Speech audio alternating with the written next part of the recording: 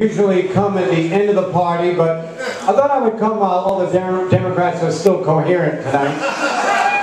And just to welcome, we have a real Long Island flavor in the house tonight. We have the District Attorney of Nassau County, Kathleen Rice, running for governor, native to Garden City, which adjoined Hempstead, where I grew up. But we also have my chilly homeboy from Hempstead, New York, none other than Sean Coffey, also running for Attorney General, and he's here as well. And finally, we have the individual who used to read to me when I was in law school. If it wasn't for him, I wouldn't have gotten in all this trouble. None other than Assemblyman David Weprin, who's here with us this evening. But most importantly, all of you who are younger, who have energy, and who are establishing careers, have taken the time out to come to this Young Democrats event. And what's interesting to note in this country right now is that with spiraling deflation and in a rising climate of fear, Democrats are standing up to meet the challenge. In Washington right now, the House and the Senate are finding ways to pass legislation to bring needed education help and health care assistance back to the states of this country. Now, 48 of the 50 states are in deficit, so it is clear that no matter whether the states are managed red or managed blue, the states are very heavily encumbered by federal policy.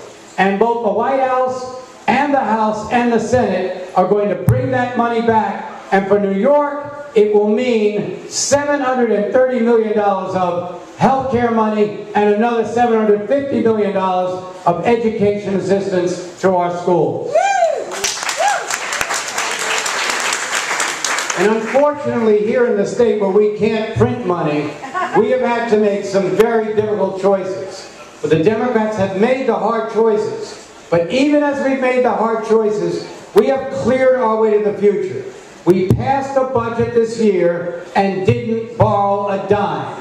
People said it couldn't be done, it just was done.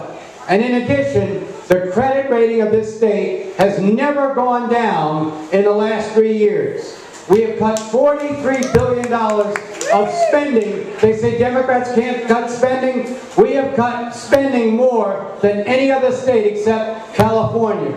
And yet at the same time, we have not cut the allocation for people on welfare who live on the poverty line itself. We have continued to fund services for after-school programs, and so that younger people will get an opportunity in this society.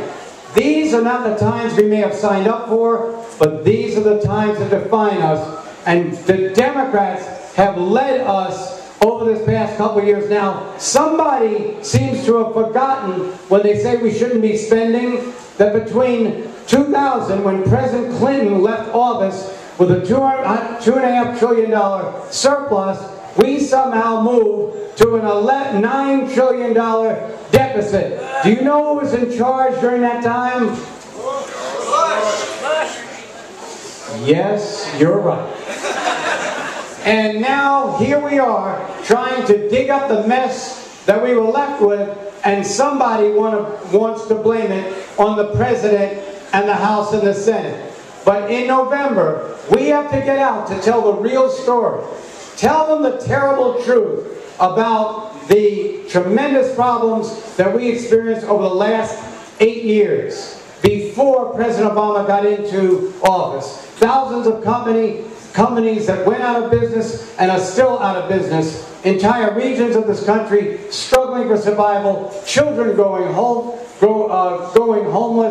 And more people out of work than since the Great Depression. The numerical number is actually greater. And so when you think about what we inherited, we've done a very good job. But now, between now and November, it is our duty to make sure that we do the job that lets the voters of this country come out and vote for real promise as opposed to phony revenues. So thank you all for coming this evening. It's a pleasure to see you all. This is probably the last event that I will come to as governor, but I'll come back and visit you even after governor.